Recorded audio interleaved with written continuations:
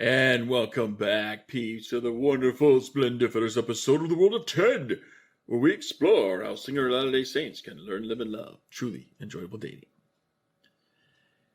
You know, last week we looked at Old Maid Mormon, and I just thought, let's just do it. Let's get another helping of Old Maid Mormon. So I got another one of her blog posts up here. So let's get this started. We can dive right into this. Alrighty then. Old Maid Mormon. You see the date there's from October of 2016. So, yeah, a little dated. Entitled Wait For It. I don't know what all we're going to see in this, but, like I said last week, we did Old Maid Mormon. And I thought, let's get us another helping. So, here we go. Wait for it. Wait for it. Okay, here we go. Little Hamilton poster there. Singleness doesn't discriminate between the sinners and the saints. It takes and it takes and it takes, and we keep living anyway. I am lying in wait. Oh, cool. I see where we're going with this. This is what the character Aaron Burr sings in the hit Broadway musical Hamilton. His frenemy, Alexander, is relentless in his drive to succeed in life. Burr prefers to keep all his cards to his chest. He's willing to wait for his opportunities to come, while his friend seems to get everything he wants with very little effort. Never married women in the church can relate to Burr. It's frustrating watching the coach put others in the game while you're still stuck on the bench. With 150 Mormon women, here we go again with the numbers. Confounded numbers. I mean, the problem with this is that you think dating is a numbers game. Dating is not a numbers game. Dating is a skill. And when you understand the fundamentals, then you can apply the fundamentals and get what you want and make progress in your dating journey. Of course, if you don't understand the fundamentals and you think it's just a numbers game when it's not, it's no wonder you don't have what you want. It's hard to be a single college-educated woman. Oh, there's the other problem. The other problem is where you're living, honey. You need to get out of that state, okay? You need to just ditch the beehive state and go somewhere else. There's a specific culture there in that state that you don't find anywhere else in Mormon. You need to get out of that place. Okay. So already, I'm already diagnosed, it's not a numbers game. You need to understand the fundamentals and get out of the beehive state. To make matters worse, women are held to a double standard. A double standard? Oh, heavens to Betsy, no! Virtuously waiting for the other person to express interest, yet if we aren't relentlessly competing for the attention of the few eligibles left in the rapidly shrinking dating pool, we face the very real possibility of ending up alone. The world tells us unless we become more marketable by objectifying ourselves, we will end up alone.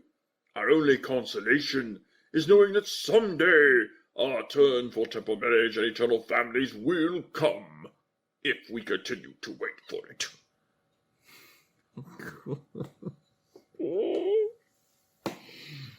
This is what I've been talking about for a long time on the Join the Journey radio program. Woman, I got news for you. Okay, here's a little piece of advice. I'll give it to you for free. Go to the Joy and Journey radio website and look for the blog post and listen to the show connected with it. Where we talked about how the Lord's timing is a crutch. Many singles use the Lord's timing as a crutch. Your time is now. Here you are thinking that all you need to do is be righteous and wait for your blessings to come to you. Honey, that doesn't conform to the fundamentals of the dating journey. Okay? Here are the fundamentals of the dating journey. There are several stages to the dating journey. And in order to transition to any one of those stages, you need the agreement connected with that stage. You need to make the agreement. Well, how do you make an agreement? Any agreement is made by being agreeable enough. So if you're not agreeable enough, you don't make the agreement. And if you don't make the agreement, you don't progress. It's not hard. Now, here you've got this, false dichotomy that says, well, I either stay righteous and single, or I become worldly and objectify myself as some sort of object. And, that's the only way that I can get what I want, because that's the only thing men want. I mean, first of all, you're not looking for a natural man. You're looking for a covenant man. Unless, of course, you really want a natural man. I don't think you do. Because the natural man is just, all the natural man is interested in is, so, don't, you don't want to go down that road. But if you want a covenant man, then you don't need to, objectify yourself in order to secure a husband. That's not the way this works, right? Because if it's a covenant man, okay, what's most important to a covenant man is making and keeping sacred covenants. Now, that's going to, mean that you're going to have to make some different choices. You're going to have to quit waiting around. You're going to have to start making changes in you so that you become agreeable enough. And you're also going to have to maybe compromise a little bit on some of your quote unquote standards. So, that's just reality. That's just what it is. So, everyone's got to make choices, and you're obviously making choices for you. But I can tell you right now, results come from one thing and one thing only, and that is action. If you take no action, you get no results. So if all you're doing is sitting around waiting, wondering why you have no results, it's because you're not taking action. And that's a choice that you are making. That's just what it is.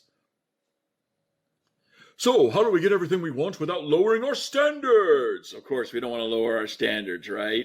We want what we want. The problem is that many of our so-called standards, the things that are okay to be preferences, but we take these things that are okay to be preferences and we elevate them to the level of something that's a deal breaker. It's a must-have. And if the other person doesn't have this, this one thing, then it's a deal breaker. And it's fine to have deal breakers. The problem is when you have too many of them, you decrease your probability of success because you're constricting the pool of what's acceptable.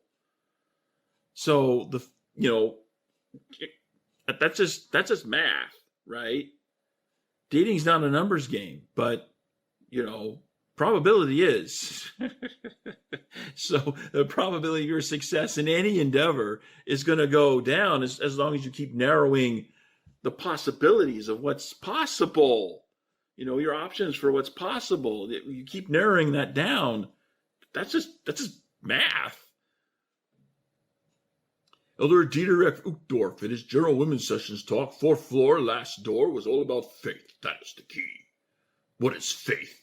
It is simply trusting in God that if we jump through all the right hoops, all our dreams will come true. We'll get everything we ever wanted.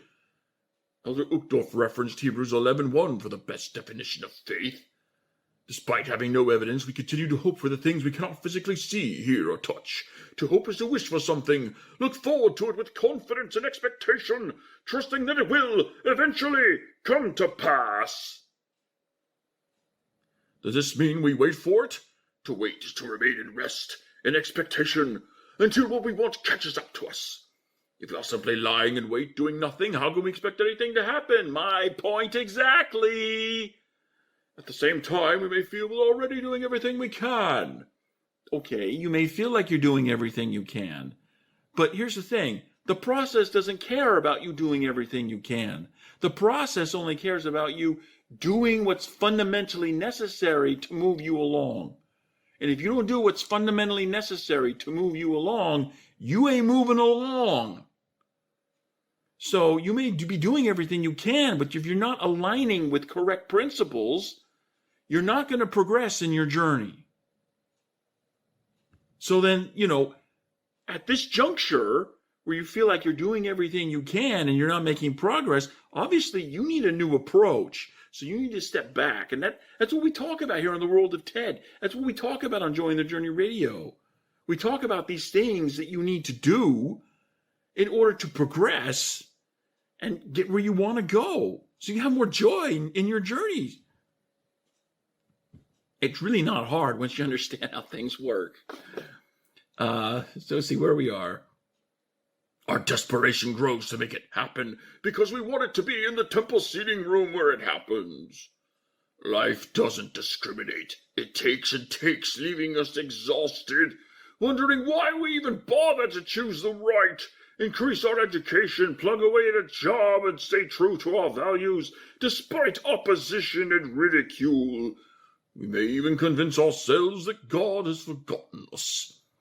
Justify our choice not to exercise faith in works. Having faith is the key. Okay, I agree that having faith is the key. Having faith in the right things is an even better key. I mean, I don't care how much faith you have. If your approach is all wrong, you're not getting results. That's all there is to it. You got to have faith in the right approach. You got to have faith in true principles. Faith in false principles doesn't get you anywhere, honey. Elder Uchtdorf said, many of us don't need a sea to part or a mountain to move. Actually, I would beg to differ. I think a lot of us feel that we do have to move a mountain or part a sea. We need a Moses to come around and part those waters so we can cross through on dry land. We just need better health, a loved one to come back to the fold, that perfect job offer, a perfect dating opportunity to materialize, an eternal companion to appear on my doorstep with a bouquet of flowers in one hand and an engagement ring in the other. I know, okay, I got it. We're all human. We've all had that dream about why can't it just happen? It's not the way it works. This is not the process. That's not the journey. The journey is about learning how to navigate through the different stages, which, as I said before, the only way you progress to any stage is by securing the agreement connected with that stage. And the only way you're going to secure agreement is by being agreeable enough. So if you're not securing the agreement, maybe you should make some changes in you so you become agreeable enough. It's not a hard concept. What's hard is doing the work to make changes in you so that you become agreeable enough. That's the part that people just balk at. They believe that they should be accepted as they are without any changes in themselves. That's not the way agreements work. And until you get your arms wrapped around that and embrace it, you're just going to be fighting the natural frequency of the journey. You're not going to be aligned. You're not going to be attuned to the way you should be. You're not going to be aligned with true principles, and you'll always be frustrated in your journey.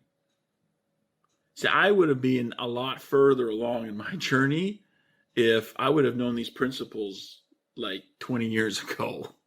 If somebody would have taught me this stuff 20 years ago, then I would be in a much different place today. But, yeah, as the French say, c'est la vie. Let's see, where are we at? You may be the perfect candidate for that dream job, or would make Mr. Tall, dark and handsome in your singles ward the perfect date. God will never compel an employer to hire you or Mr. Right to ask you out on a simple date. True that. You can fast and pray for those blessings till the cows come home. God does not force anybody to do anything. Instead, we are invited to come unto him. Okay. I got you. Perhaps you, like me, tried to make all that happen, graduating from college, pounding the pavement with interviews, emulating Great Aunt Rose as insurance against ending up alone, when the girls' choice dances and dating you initiated were all to no avail. I'm not 24 years old anymore. Young, scrappy, and hungry was a long time ago for me. The fact is, I'm in my 4th decade and I've reached the last door. And the reason why you're in your 4th decade and you've reached the last door is because you've made choices that brought you there. And until you understand that, and until you accept it, you're never going to be able to turn things around. You're never going to be able to do what's necessary to turn things around and get yourself in a better place. I'm sorry, that's, dropping these truth bombs, but, that's what it is, okay? The Lord said in the New Testament, he said, the truth will make you free. You shall know the truth, and the truth shall set you free. So, the only way to get free is with the truth. So I got to drop these truth bombs. And, sometimes the truth is hard to take. But, if you swallow that truth pill, you come out better on the other side.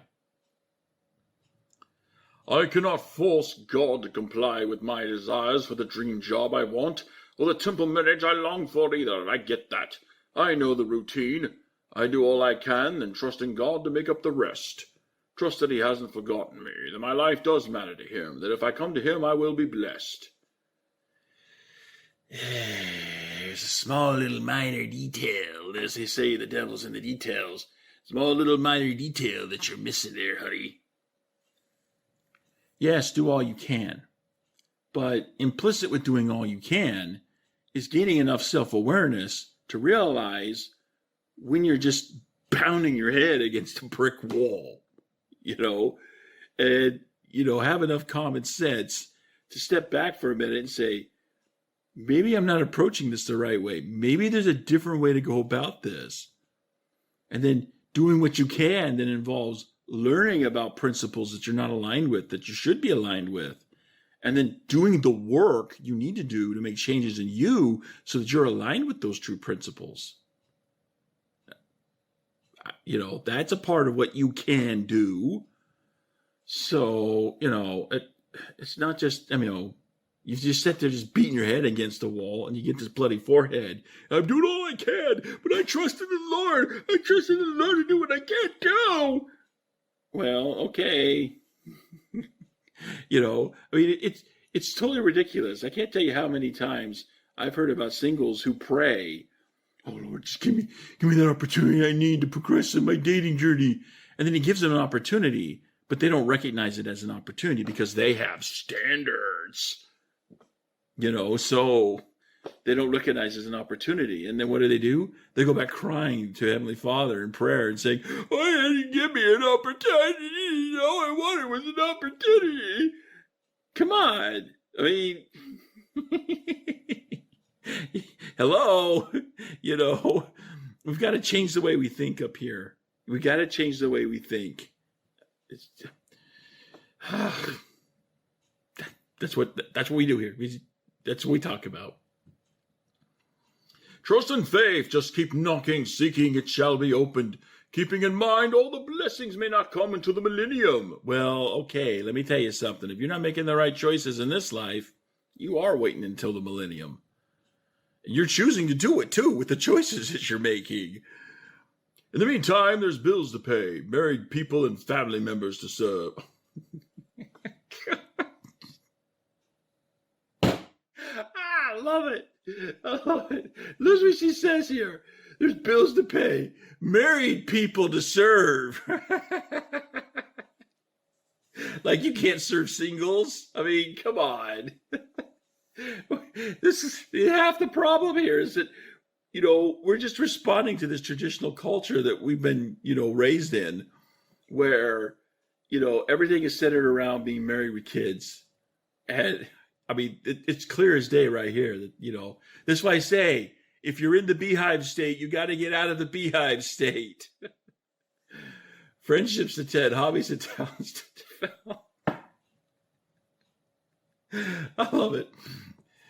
The opportunity to be a married wife and mother, bear children of my own is all I've ever wanted. That's probably not going to happen in this life, but I'm willing to wait for it. I think that's the end of her link to. Yep, that's the end of it. So, all right, I'll leave you to it, honey. If you're willing to wait for it, then okay. Keep on waiting. That choice is yours. But if you get tired of waiting, there's a way you can turn this around. And the way to turn it around is to learn about the fundamentals of the dating journey and then make changes in you so that you align yourself with fundamentals. It's not that hard. So, but, unfortunately, I can't go into more detail because that's all the time we have for this episode of the Journey.